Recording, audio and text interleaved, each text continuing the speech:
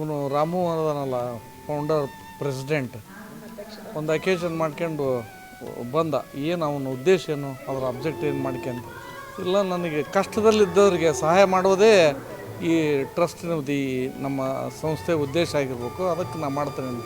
ಮತ್ತು ಕಷ್ಟದ ಟೈಮ್ನಾಗ ಇಂಥದ್ದು ಮಾಡಕತ್ತೀವಿ ಅಂತ ಬೆನ್ನು ತಟ್ಟಿ ಅವನಿಗೆ ನೀ ಮಾಡೋಂಥ ಎಲ್ಲ ಕಾರ್ಯಗಳಿಗೆ ನಾನು ಅದನ್ನು ರಿಜಿಸ್ಟರ್ ಮಾಡಿಸಿ ಅದರ ಚಾಲನೆ ಕೊಟ್ಟು ಅಲ್ಲಿಂದ ಹಿಡಿದು ಇಲ್ಲಿ 3 ವರ್ಷದ ಅಂಬೆಗಾಲು ಆಗ್ತಾ ಬಂತು ನಡೆದು ಹೇಳ್ತಾ ಇದೆ.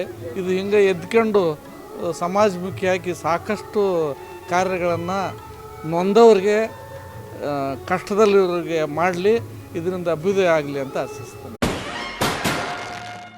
3ನೇ ವರ್ಷಕ್ಕೆ ವಾರ್ಷಿಕೋತ್ಸವದ ಸಂದರ್ಭದಲ್ಲಿ ಶಿಕ್ಷಕ ರತ್ನ ಸೇವಾ ಪ್ರಶಸ್ತಿ ಕೊಡಿದ್ದಾರೆ. ಇಂಥ ಸಂದರ್ಭದಲ್ಲಿ ನ್ಯಾಯಾಧೀಶರನ್ನು, ನಿವೃತ್ತ ನ್ಯಾಯಾಧೀಶರನ್ನು, ಶ್ರೇಷ್ಠ ವಕೀಲರನ್ನು, ದಾಖಲಾತಿ ಸಲ್ಲಿಸುವಂಥ ವ್ಯಕ್ತಿಗಳನ್ನು ಆರೋಗ್ಯ ಇಲಾಖೆಯನ್ನು ಕರೆಸಿ ರಾಮು ಮತ್ತು ಅವರ ಸಹಪಾಠಿಗಳು ಗೆಳೆಯರೆಲ್ಲರೂ ಸೇರಿ ಇಂಥದ್ದೊಂದು ಸಮಾಜಮುಖಿ ಕಾರ್ಯವನ್ನು ಮಾಡಿ ಕರ್ನಾಟಕದ ವಿವಿಧ ಮೂಲೆಗಳಿಂದ ಸೇವೆ ಸಲ್ಲಿಸುತ್ತಿರುವ ನಿಸ್ವಾರ್ಥ ಶಿಕ್ಷಕ ಬಂಧುಗಳನ್ನು ಕೂಡ ಕರೆದು ಸನ್ಮಾನಿಸಿದ್ದು ಭಾಳ ಹೆಮ್ಮೆಯ ವಿಚಾರ.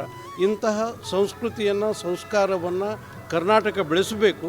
ಇಂತಹ ತಂಡದವರಿಗೆ ಸರ್ಕಾರ ಮತ್ತು ಸಂಸ್ಥೆಗಳು ಬೆಂಗಾವಲಿಗೆ ನಿಂತ್ಕೊಂಡ್ರೆ ಹೆಚ್ಚು ಶ್ರೇಷ್ಠ ಅನ್ನೋದು ನನ್ನ